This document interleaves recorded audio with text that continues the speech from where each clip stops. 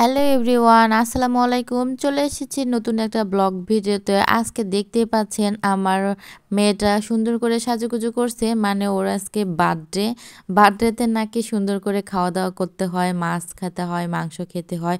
তো ওর সঙ্গে আমি সেই গল্পটাই করতেছিলাম। ছাদে গিয়ে ভাবলাম যে দু একটা ছবি তুলি, তো সেজন্য ওকে রেডি করে নিয়ে ছাদে গিয়েছিলাম। ছাদে গিয়ে একটু খোলামেলা বাতাসে ওর সঙ্গে দু একটা গল্প করতেছিলাম। তো ও সুন্দর মতো কথা বলতেছিল আমার সঙ্গে। তো ভাবলাম আজকে আসলে আমি রোজা ছিলাম। তো রোজার জন্য আমি সারাদিনে কোনো কিছু করতে পারি নাই, আসলে ক্লান্ত লাগতেছিল। তো বিকালে আমি একটু পুডিং বানাইলাম ওর জন্য।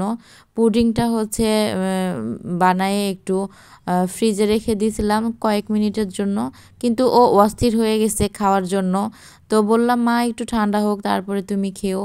তো এখানে আমি হচ্ছে বিরিয়ানির জন্য গরুর মাংস উঠাইতেছি। আমারও বেশ কয়েকদিন হলো বিরিয়ানি খেতে ইচ্ছে হচ্ছিল, আসলে সুযোগও হচ্ছিল না রান্না করার, মানে করতেও পারছিলাম না।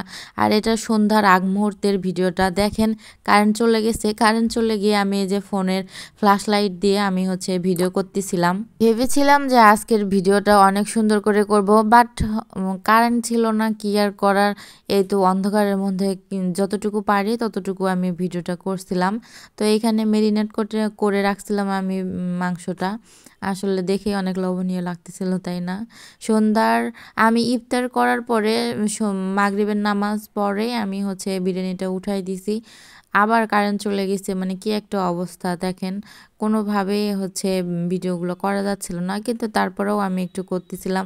কারেন্ট আসতেছে যাচ্ছে, এই একটা অবস্থায়। তো পুডিংটা আমার ফাইনালি হয়ে গেছে। আমি যতদিন পুডিং বানাইছি তার থেকে আজকের পুডিংটা হচ্ছে সব থেকে বেশি ভালো হয়েছিল। মানে আমরা তিনজনই অনেক মজা করে খাইছি। আর এখানে বিরিয়ানিটা উঠাই দেব, তার জন্য আমি সরিষার তেল দিয়েছি। ভেবেছিলাম যে আজকে পুরো বিরিয়ানিটাই আমি সরিষার তেল দিয়ে করব, কিন্তু ভুলক্রমে আমি মেরিনেটের সময় সয়াবিন তেল দিয়ে ফেলেছি। আর এই তো দেখেন আবার কারেন্ট চলে গেছে, মানে কি বলবো, আর ভাষা নাই আমার। রান্নাটা করার সময় আমার কড়াইটা একদম ছোট হয়ে গিয়েছিল, তারপরে আমি হচ্ছে চেঞ্জ করে নিয়েছিলাম হচ্ছে বিরিয়ানির পাতিলটা আর কি। এই তো এখন আমি মাংসগুলো কড়াইয়ের মধ্যে ঢেলে দিচ্ছি। ঢালার পরে দেখেন একদম কড়াইয়ের সমান সমান হয়ে গেছে। চালগুলো যখন ফুটে উঠবে তখন আরও মানে ভর্তি হয়ে যাবে। তো তারপরে আমি এই যে চেঞ্জ করে নিছিলাম। আমরা যারা মুসলমান আছি তারা আসলে বার্থডে এগুলো করতে চাই না, কিন্তু না পরিস্থিতিতেও আসলে করতে হয়। আশেপাশে বাচ্চারা দেখে যে এরকম করে, ওরাও সেগুলো ধরে বায়না শুরু করে দেয়। তো তারপরে আমার এই যে মেয়েটা একটু ঘোরাঘুরি করতেছিল ড্রেসটা পরে, আমি বেশ কয়েকটা ছবি উঠাই নিছি। আর আমার মেয়েটাকে তো দেখতে মাশাল্লাহ মাশাল্লাহ লাগতেছিল। তো এই ছিল আমার আজকের ভিডিও। আল্লাহ হাফেজ, আসসালামু আলাইকুম।